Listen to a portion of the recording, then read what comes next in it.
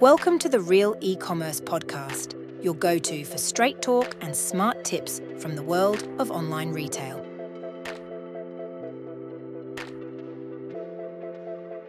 Time we're talking about feeding success e-commerce food and drink subscription strategies. We could go by our aliases in Slack for this one, Marcus. So I'm D'Artagnan apparently, and yours Easy Top, according to on Friday's poll. So well. if we need to refer to each other, we can only use those names. All right. Perfect. I don't know if it's the same for you. We're talking about food subscriptions. I'm just thinking about habits at home, but we have the same 7 dishes on repeat in our household, and occasionally you get the odd dish like for dinner or whatever that sneaks into the short list or the menu, whatever you want to call it, and it might stay around for a couple of weeks, it might sort of fizzle out, or it might become one of the staples, but something else will drop off. And we only really ever, when we go round shopping, going, are we going to have which one of these 7 this week, and start picking off the shopping list. I don't know if you're the same at home, are you? Yeah, absolutely. And I use meal kits as well. So not only am I getting the same ones, but I'm getting the same ones delivered on subscription. Oh, really? Well, we're all creatures of habit, I suppose. And I guess that's why subscriptions are a game changer for food and drink retailers, is because we're all creatures of habit. We like ordering the same thing. We like the convenience of it. We definitely like the reduced friction. That's probably why you have the meal planning done, because you're not having to go around the supermarket. Yeah, exactly. I think that's kind of subscriptions in a nutshell, isn't it? It's if you can make things easier for customers, reduce friction, particularly for those habitual purchases, those things that you're going to continue to purchase, or you want to continue to purchase in a very similar way on a regular basis. It's a game changer for brands to be able to offer that. Mike in the office got me into ordering this bone broth, which is Borough bone broth. I order it every 4 weeks. It freezes, so it just keeps. But no subscriptions, no option to subscribe. It's all they sell. You would have thought the people that buy it probably buy it pretty regularly. John, our BDM, if you're listening, Borough broth. But you would have thought there was some sort of mechanism there to be able to just get that on repeat. It arrives in a chilled box. You know, it can go in the freezer. I'm ordering very cyclically, but nothing there. So I think when we look at people or businesses like that just aren't doing it, that feels odd. Yeah, and I wonder if there's something there. You know, you said it's chilled, so it could be that they don't have the right logistics in place for delivery date selection. You know, any products that are perishable, that is a challenge. So it could be that they just don't have the infrastructure in place, but it's easier than ever now. You know, with loads of tools out there that are available for everyone. So yeah, it's a strange one. I think single SKU businesses with, you know, small catalogs, particularly in food and drink, it's a no-brainer, isn't it? I've gone the other way with another retailer. We used to order dog food on a subscription box, but we kind of stopped having the food. But we really love their treats. You can't buy their treats, so they've done the opposite. They've made it so it's only a subscription. You can't subscribe just to the treats. You have to have the food. And so yesterday I was reduced to ringing them up and placing an order over the phone for dog treats on their own, which is a bit odd, isn't it? So you can't go full ham the other way and start alienating people that want to buy the odd thing from you and just go subscription only. I think that would probably be a bit weird, especially for this bone broth one. But yeah, picking out the stuff that works well as bundles, subscriptions, and then, like you say, having those plans for logistics and things like that in the back end to make sure it's all deliverable. One other thing that subscriptions is good for is kind of, you know, it gives you that predictability on your ordering from your suppliers. So, you know, whenever you look at multiples of revenues of businesses or things like that, then having subscription predictable income is great. And the logistics behind the scenes for you guys, when you're retailers and you're ordering from your suppliers, it's going to make that 10 times easier as well, because it's a regular order for a fixed amount with a bit of overrun, perhaps. Yeah, I think you're right. I think it's easy to look at the benefits to the customer. You know, like we've just said, there's plenty of benefits there, particularly in food and drink. The benefit for the brands is that predictability, obviously recurring revenue, and getting repeat business. But yeah, being able to project and know both where the revenue is coming from each month, but also where your stock's going. If you've got a big subscription base, that you can plan stock and inventory levels much easier. So one of the things that we've got on our list to talk about today was loyalty within subscriptions, and I wanted to maybe sort of customer retention and loyalty go hand in hand. And one of the ones I touched on the last podcast was Pepsi's movie night, and I thought that was brilliant because what they've done is they've taken something you probably do regularly once a week with your family, and turned it into a subscription where you can order the drinks and the snacks to go with your movie night. Therefore, every week you just have your movie night box delivered and you sit down and enjoy a movie with the drinks and the snacks. I mean, I thought that was kind of like a stroke of genius. And it's amazing how you can actually start to build those narratives for other brands around, maybe it's a peak in demand or whether it's a story that you build into to align with your products. But I thought it was a very clever way of building in that customer retention and getting them to come back. It's not just, the bone broth I'm just going to order, right? It's just because I want to eat it and make it part of some of the things I cook with. But if you're trying to sort of introduce products that don't organically fit the subscription model, tying it to a narrative is quite clever, right? Yeah, I think so. I think if you look at, we mentioned like meal prep, one of the things, that I find really good about one of the meal prep companies I use is that they have thematic things that go on throughout the season. So at the moment, there's loads of spring-based recipes, but they'll do theme-based stuff around perhaps it's street food, or perhaps it's comfort food, or perhaps it's one-pot wonders, or whatever it might be. And those are the things that make me break my usual habits and my usual kind of set things that I like to order, because it's thematic. It does make you go, okay, it is spring, it's getting a bit warmer. I'm more interested in kind of lighter meals or whatever it might be, or seasonal stuff. Yep. But I think there's other examples of that, isn't there? If you look at like Craft Gin Club, it's an incredible offering in terms of, fundamentally what you're subscribing to there is gin. And they're sending you a bottle of gin every month or whatever the subscription period is. But what they've done really well is package that up with complimentary drinks and snacks and kind of information and recipes and all that other stuff that makes it an event. Yep. So you're not just getting a bottle of gin in the post, every month or whatever. You're getting an experience, and it's like you said, you're not just getting, a can of soft drink. You're getting a movie night delivered, and I think that's the thing, is trying to frame it as an event, as an experience that you're getting delivered, rather than just a thing, a consumable. Well, there's two things there. There's the theming it, like you said, but there's also the subscription perks, like a recipe card, or some things to go in the gin that might flavour the gin, or things like that. Just as like an added extra. I think that's kind of like the nice part, that you get to kind of you've got that predictable, repeatable ordering, but it's really important that you kind of still make it different and interesting and fun for the person receiving it. So putting in those other things to build loyalty, keep the customers coming back, it's just kind of like an added perk. Yeah, I think it's easy, isn't it, to look at subscriptions as, well, the value for my customers as my brand is they're getting a discount. That's normally, a financial discount on the product you're purchasing. Yeah, and convenience. You kind of look at that and go, okay, but that's the package. It's done. Anything you can do to offer additional value there and create more loyalty, that's the stuff that's really going to get you longevity, I think. So yeah, if you like with something new and exciting for either a kind of one-off every now and then, or as part of the subscription, it's a surprise. I think, yeah, more the better, really.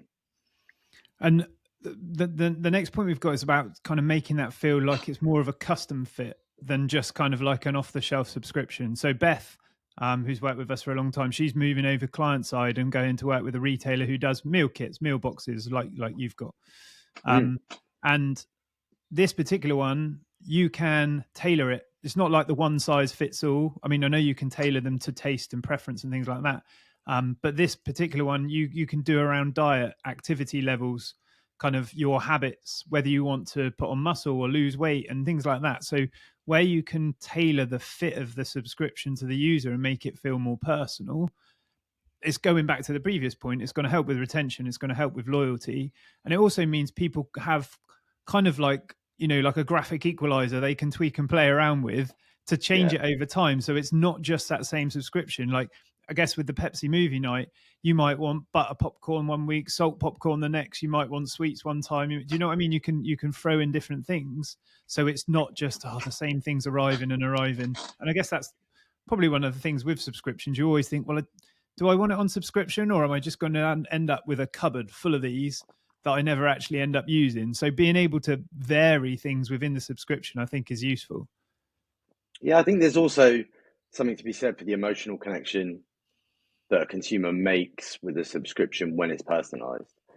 I think if you go back to even things like music subscriptions, once you've got curated playlists that have been automatically put together for you, it's harder to cancel. You enjoy those playlists. So even though you're perhaps not thinking you want to continue, you don't want to lose those curated playlists that have been put together for you. Same with, I remember Tails, the pet food company, they do a really nice bit of personalization. You put in all your kind of details of your pet at the beginning, and they kind of frame the food. And I don't want to be too cynical. Maybe they are all completely tailored, but I imagine they're tailored to a degree. But the fact that subscription turns up every month with my dog's name on it, and it's it's Ralph's food, it makes it really difficult for me to cancel that, because I'm like, I can't cancel Ralph's food. What's going on? So there is an emotional connection. You've put some effort into that. You've designed that food subscription for your dog. You've got a connection to it, and that makes it more difficult. It makes you more tied into it. So I think there's a few bits of value there. The fact that you can tailor it and make it exactly what you want is one, but the fact that you've put that effort in almost emotionally ties you to it a bit. Yeah, so again, there's two there, isn't there? There's like the custom fit of actually the products you're getting delivered, and there's the personalization of it to make it feel like it's just been made for you, curated for you. Make it feel that it's special. Yeah, or your dog, yeah. One of the hard parts with any kind of food and drink delivery is that fresh delivery and keeping customers happy. One of the reasons that I sort of moved away from the dog food was the packaging used to come with like a wool wrapper wrapped in plastic, and when I used to unpack it, I used to think, what do I do with this? It's not the recycle bin, and it's probably like the landfill. I can't take the wool out and put that in some sort of clothing recycling, and it just felt like there was a lot of that every week that I didn't really know what to do with. Yes, it came in a cardboard box and had like the kind of quick zip freezer kind of pouches that you get now that are just like a plastic bag frozen, or water frozen in a plastic bag. All of that's good, but then they wrapped it all in this, I would say, unsustainable wool plastic wrapped insulation, and that I didn't really know what to do with. So keeping it fresh is a big problem. Just be mindful of perhaps like the sustainability part, because if it is on subscription, you're getting this every week, so you've got to do something with that every week, and that for me felt maybe it wasn't the right choice.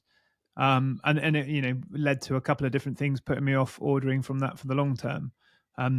The other bigger part to that is the logistical side, and I know you've helped a number of retailers with the logistics of getting that right. What was your experience with that?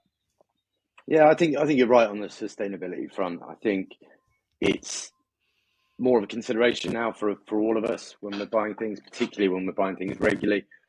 So I think, all brands have to work a bit harder now there. That's definitely, there's a logic thing there. What they're trying to do is keep the product fresh, make sure that, perishables are looked after as long as they possibly can. If they're delivered and they're outside your door for a bit, they want to make sure that you get the best possible experience. But there's a balance to be had, isn't there, between, overdoing it and having too much packaging or not sustainable packaging. So completely agree. I think the other thing is, like you said, though, is that logistic planning. If you've got a good fulfillment setup going on. You've got things like delivery date pickers that allow you to plan when you pick, pack, and dispatch products more efficiently. Perhaps that has an impact, and there's less need. We've certainly found that with some of our clients. I think we've shouted them out on the podcast before, but Flair only is an incredible app for Shopify clients that allows delivery date pickers, but there's all sorts of stuff there around order management when it releases orders for pick, pack, and dispatch to make sure you're shipping things efficiently, which obviously helps with that refrigeration process when products need to be chilled. So yeah, I think look really carefully at that logistic pattern, how you're doing that part of it, because that can have an impact on the packaging.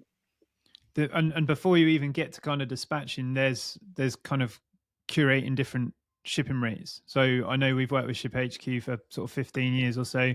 Their ability to be able to set different rates for fresh, frozen, and pantry items, and then when you get a mixed cart, it be able to determine, like, it kind of upgrades it to. So if you've got like a pantry item and a frozen item, it automatically defers to the frozen rates because it knows the frozen item needs to be there within a certain time. So when you think about your products, you don't have to kind of go, oh, that needs to go separately, separate couriers, different rates on the front end for different products. We can't have mixed carts. Like, all of those things can be catered for. And then it can also be catered for from a national, European and international perspective as well, because you may have, frozen stuff. We were working with a retailer that used to do frozen stuff globally. So they would be able to get something frozen to the other side of the world, but that would all come down to the different shipping configuration that they use. So ShipperHQ was instrumental in that. I think that's the thing, though, isn't it? Looking at that side of it, rather than focusing purely on how do I keep this fresher for longer based on packaging. Yeah. Like, look at actually what have you got in place to kind of facilitate that stuff earlier in the journey. Sure. And getting the product into one of those groups is a fairly straightforward thing. It's just done with kind of shipping groups. So anybody can go through your product catalog and decide which group they fall into. I guess what we're saying is, if you've got a problem like that in the food and drink industry, you're not going to be alone. You're not going to be the first person to have met this challenge, whether it's international frozen food, whether it's having logistical problems, being able to pick based on a customer specific delivery date. There are suites of apps and suites of retailers that use different apps to solve these problems already. So don't let that inhibit you from doing subscriptions, doing delivery internationally and things like that, because, all of that can come together quite nicely. Yeah, definitely. And we've mentioned, Flair for delivery date picker in Shopify, but ultimately there's apps out there that can do this regardless of platform. And normally the infrastructure is in place on the platform to allow you to tag up your products, to push them in the right direction for those shipping options. So whether it's Magento and order attributes, or whether it's custom fields in BigCommerce, or whether it's product tags in Shopify, like, there's ways of facilitating that quite easily. The infrastructure's there. You just have to think it through and kind of plan it out, really. And it may be that, your ERP does some of this functionality we're talking about. It may be that your ERP doesn't, and that's what's inhibiting you. But we can always bring it in front of the ERP, and we can always get it to work in tandem with the ERP. So even if you feel like you're limited with another piece of software, it's worth bringing to the table to discuss how you can do that. Are there any other kind of do's and don'ts if you're looking at maybe subscriptions or food and drink things for the first time as a retailer? Because a lot of food and drink retailers, they don't actually go into the D2C because they're so used to being B2B. But there's a movement at the moment of a lot of brands going D2C. So are there any lessons that you've learned being on the coalface there? Yeah, I think there's quite a few, as you can imagine, but I think subscriptions aren't for everyone. I think you need to identify where subscriptions are valuable. I think I've seen plenty of brands offer subscriptions, and you kind of go, why would I subscribe to that? Like, that doesn't even make any real sense. So I think be thoughtful about which product ranges, if any, are right for subscription.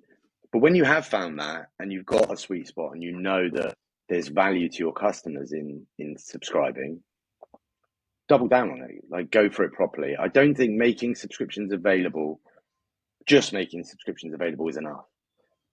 We've seen this recently with a client where subscriptions were available. We launched, everything went great.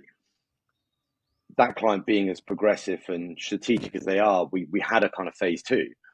So we had, okay, now we need to focus on trying to highlight the benefits of those subscriptions on product pages. We need to look at things like upsell opportunities to make sure people know that, you know, when they've got a single item in their cart, do they know they can make a saving by subscribing? And then things like making the default selection subscription rather than one-off. You know, that's something that happened on Amazon a long time ago, to much people's frustration. But I think that made a huge difference for that client. I think we had like a 79% uplift in subscriptions at that point, just by iterating and just kind of bringing it to the fore a little bit more. So I suppose, yeah, tip number 1 would be, if it fits and you know subscriptions are valuable to your customers, go for it. Don't just make subscriptions available. Really focus on them. Really kind of double down and make them prominent on the site. Thanks for that Amazon change. I've probably got a lifetime supply of toothpaste under my kitchen, under my bathroom sink. So yeah, exactly. When it first started subscriptions, you're like, oh, that seems logical. I'll just get that delivered. I have that, and then all of a sudden, you forgot about it. 40 of them. Yeah. The other cheeky one the other day was I shan't name the food delivery box, but they had like a sneaky restart on their food box. So we went in to just have a look at how the menu might have changed. And we updated our address. That just automatically started the subscription again. And it had the choices that we'd made from like 2 years ago when we last had it. So like, much as I think is, you know, subscriptions, there's ways of getting new customers. Just updating your address details starts the subscription again. It's probably a touch on the over presumptuous side. Yeah, quite aggressive. Yeah. I think any other don'ts that you've seen? I think, well, look, we all remember when subscriptions were like impossible to cancel.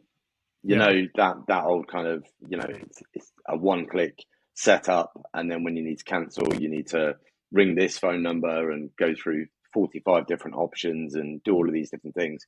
I think we're beyond that now. I don't think that's a thing anymore, thankfully. But I think, you know, one thing we have noticed is being really upfront with all of that information for customers at the point of purchase, so that they know what to expect.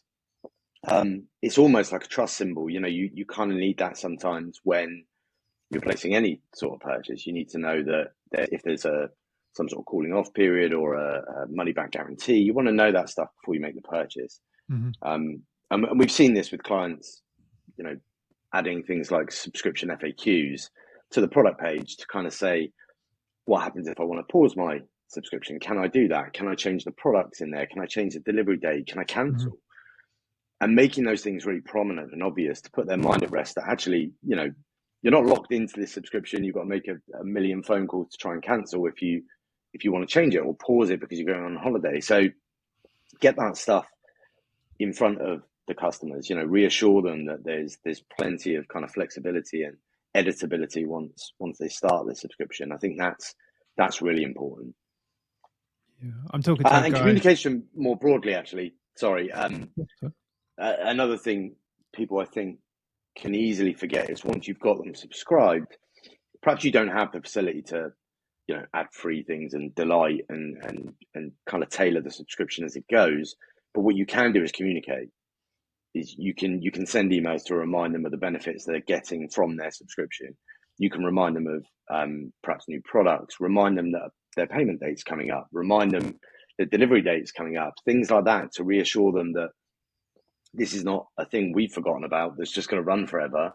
This is us telling you and communicating with you about the value of the subscription you're in. So yeah, I think communication more broadly at the front end, you know, before you kind of sign up, so people know what they're getting into and what the plans are, and then all the way through the process, you know, try and communicate as much as possible. I'm talking to a guy who's got more of a service-based subscription at the minute, and the way that we are thinking about playing it is almost the opposite. You know, when you get those pop-ups online that say, I don't want to save 25%, I'm quite happy paying full price, and you've got to click that message to close it. His idea is we should actually have, you've not logged in for so long, do you really want to be paying us X amount per month for your subscription? Here's the cancel button. And it's like, you could frame that in a similar way. Like, I don't want to continue to get healthy recipe cards every month, cancel me now. And then you think, no, actually I do want to continue to get those. So it might sort of, it's either going to keep you as a subscriber and probably a more committed subscriber, or it's just going to get rid of you. And actually maybe that's the best thing anyway, because they're going to turn into the customers that resent having the subscription or want to, you know, get refunds for things that get delivered or whatever that might be. So yeah, we've it's a bit talked of about reverse this before. psychology. Yeah, we talked about this before, haven't we? In terms of like keeping your newsletter subscriber list clean by kind of being quite brutal about it and asking and being quite upfront with your subscribers. Maybe that's the same in this scenario. I quite like that. I prefer it to, that the other way around, where you're kind of saying, "Are you sure you don't want to save money?" Because I think we're all kind of aware of that now, aren't we? Still gets me. So if you're moving towards creating a subscription for the first time, I guess you're quite big on data. I love looking at GA, looking at things. I know, I think this is one of yours, is the recency, frequency, and value, is it? So having a look at that data for existing products might help you start to see some patterns in what products, you know, are being recently frequently ordered, and you know, customers that are repeat purchasing. Is that a good place to start? Yeah, I think so. I think, you know, you'll know from your product catalog what products are more likely to fit a subscription model, but the data just will help you lean into that. So you'll know if products are being bought more frequently, and, you know, hopefully in the example you gave with the pet treats, hopefully you're on a mailing list. So as soon as that subscription's ready, they'll know that you're on that mailing list, and they'll be sending you saying this subscription is now available for treats only. Yeah, it's that sort of thing. If you can look at, okay, these products here are not available on subscription, but they're being bought frequently, they're being bought, you know, quite or they've been bought quite recently by a cohort of customers, and those customers have a high lifetime value, that's a sweet spot. That's a product to get on subscription as soon as you can, and perhaps make it a default subscription. So yeah, you've always got to start at the data, or take your assumption or your hypothesis and then use the data to kind of explore that and see if it's true. Prove it right or wrong. Yeah.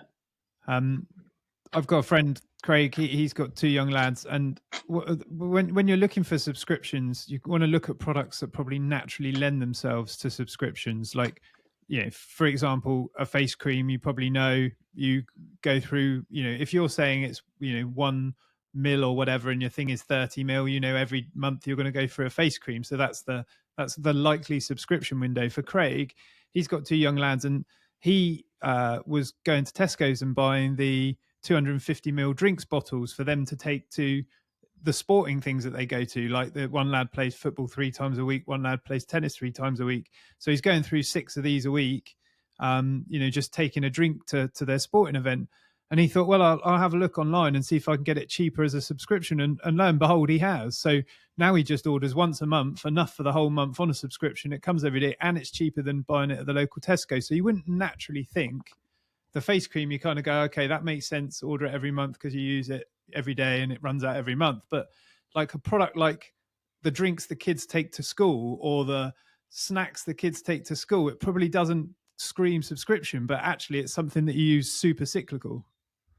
Well, you can take that even further as well, can't you? Because food and drink as a kind of vertical makes you think, okay, subscription kind of fits because it's a fast moving consumer good. So you kind of go, okay, that works. But take it further. If you looked at things like air purifiers or air conditioners, there's parts of those products that need to be replaced, and they need to be replaced on a regular basis, like an air filter for an air purifier.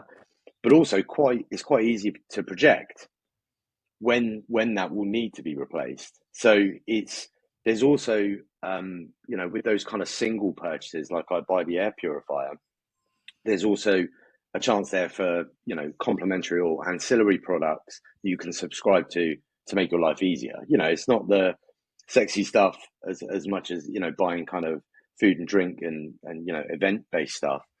But actually, you need that air filter, and you get it every X amount of months or whatever it might be. So subscribing to that, so that you're never going to have a situation where your air purifier is not working because the filters need changing like that. So it's not always the most obvious thing with subscriptions. There's kind of other things you can look at, and even service-based stuff. I know we did it with, or we looked at email marketing campaigns around servicing of, in this case, it was fireplaces, but servicing, you can obviously, again, plan that in and kind of know when servicing is needed for certain products based on how often they're used. So one thing is, a virtual product for a servicing agreement that could be a subscription. So it doesn't always have to be the most obvious, the obvious thing. Just explore those kind of repeat purchases, and you can project and plan quite easily. Well, it's understanding your product cycle and the needs of the product to be maintained, serviced, and all those things as well, isn't it? So that would play on a B2C and a B2B level. Yeah, definitely. I know some people that go and do jobs regularly at different houses, they will have the stuff delivered to that house on a subscription for them to be able to do the job. So they don't have to worry about getting it and taking it to the house. They just know every month when they turn up to do the job, the stuff that they need is there to be able to do it. So from a B2B perspective, if you're working with contractors like that, knowing your product cycle or knowing how your product's used is going to help make those subscriptions easier for people to dive into. And then you've got a multi-shipping thing that you could do in a B2B customer account environment. Then it would be quite cool. So you could have different subscriptions going to different addresses based on the way that particular contractor works. I'm kind of geeking out a little bit now, but you could do loads there, couldn't you? Yeah, just set up the different customers as delivery addresses and have different subscriptions run into each customer. So it just makes life super easy. Yeah, and then you can have invoicing. It beats the painter I had come round one time. He turned up on a motorbike, and I was like, "Where's all your stuff?" He's like, "Oh, I came over on the bus yesterday, and I left it down the side of the house." So he came over on the bus, bought all his stuff, and then came on a motorbike to do the painting. Interesting way of doing it. Yeah, it seems quite long-winded. Yeah.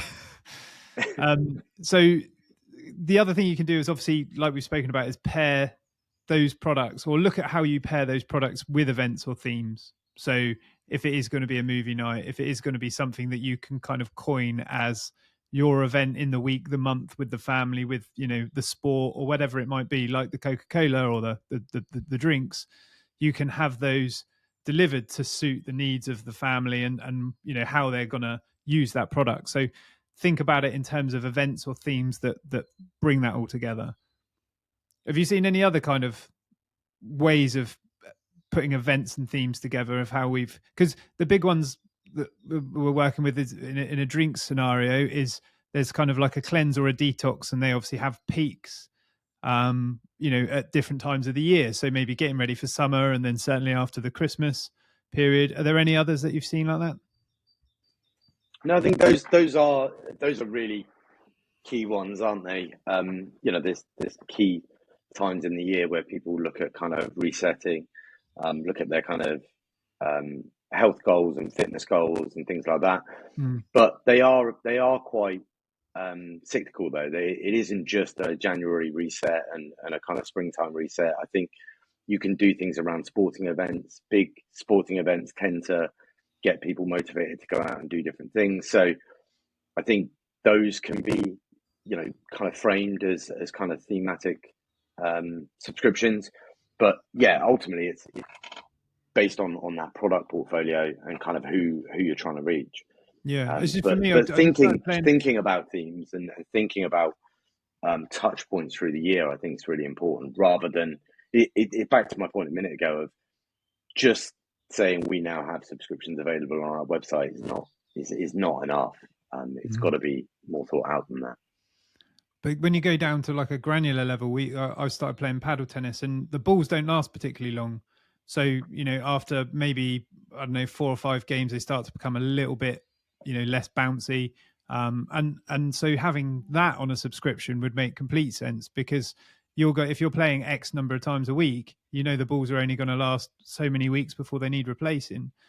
So you maybe sort of theming it around someone's usage or the amount they do that particular sport. You might be able to say, how many times a week do you play? Sort of ask the question rather than, how frequently do you want it, and let the actual product life cycle determine how often it's delivered. Yeah, I think it's difficult, isn't it? Some brands won't want to point out that there's a shelf life to their products, but it doesn't have to be explicit, does it? You can ask questions from your customers around how often they play and all of those things, and then the rest of it can be done through kind of email marketing and things like that to kind of get in front of them at the right time. So yeah, I think, again, knowing your product, knowing the life cycle, and knowing how it's used by your target market, I think is key, rather than and just saying you can buy this on subscription. You need to think about exactly why they would do that. Yeah, so if you're taking your first steps, we're saying have a look at the data, recency, frequency. It's going to give you some insights. It's also going to tell you the products that lend themselves quite well to subscriptions, because they're being purchased on a repeat basis. Look at products which naturally lend themselves to subscriptions, and maybe think a little bit outside the box. You might have products in your catalog that families use in a cyclical way, or businesses use in a cyclical way, and that might give you a different perspective. And then also look at the kind of product life cycle, whether that's how much you get out of the product, or whether the product needs, like you suggested, servicing and parts to be able to maintain it. And then think about pairing those with different events or themes. So if you've got a catalog at the moment, you're thinking of subscriptions, if you maybe go through that checklist, it should give you some products at the end of it that might become more suitable or make a case forward for moving to subscription model. Perfect. All right. Well, thank you very much. Awesome. We'll put any apps or things that we've recommended in the links below, and our wonderful man Chris will do that for us. So thank you. Brilliant. Follow the Real eCommerce podcast and visit realagency.co.uk for more e-commerce content like this.